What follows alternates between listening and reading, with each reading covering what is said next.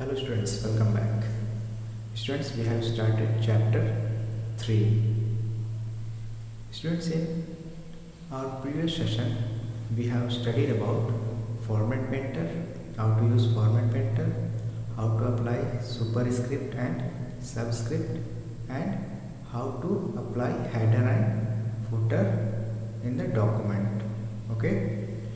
Students, in today's session, we'll learn how to insert columns and columns break.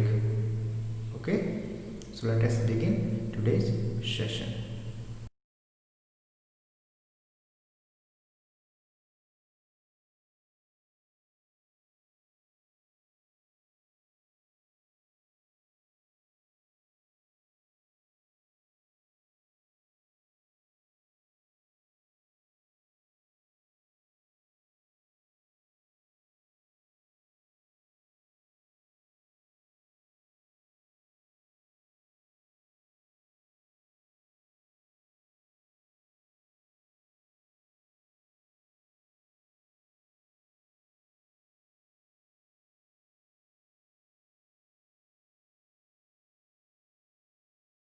Today we'll learn how to insert columns. Okay, the easiest way to create a multi-column document is to use the columns button in the page setup group on the page layout tab.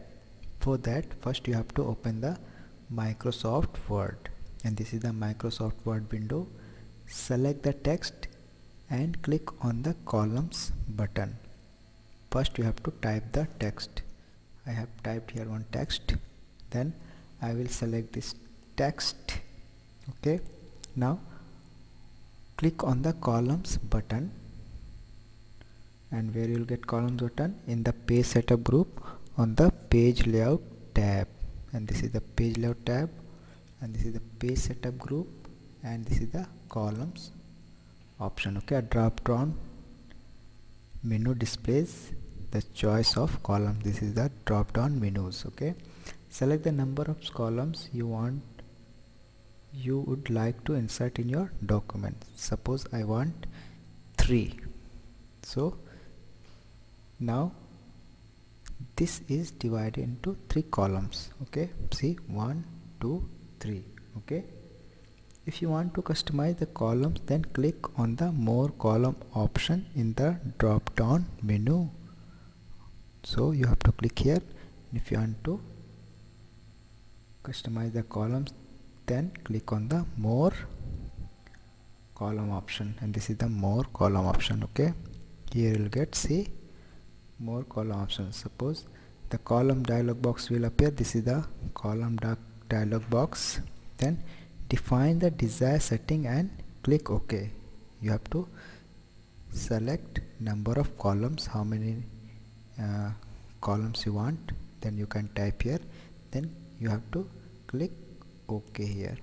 Okay, so I have selected 3, and this is the 3 columns. Here it is inserted. Okay,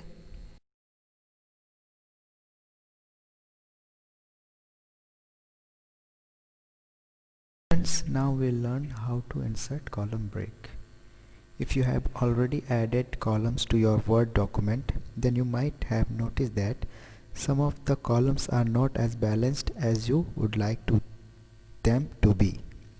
One solution to this problem is to add a column break. It will force the end of the column and move that next text to the beginning of a new column.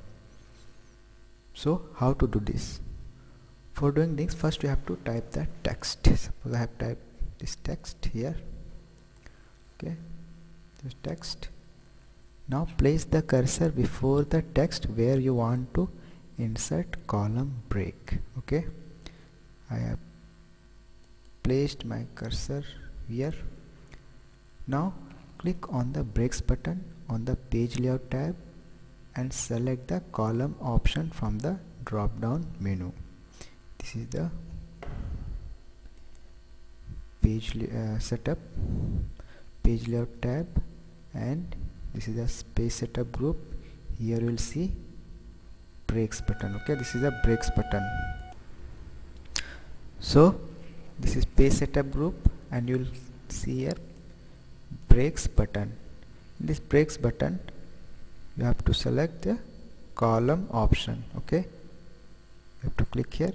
You will observe that the text following the column break will begin in the next column. Okay, see, this is the first one and this is the second one. Okay.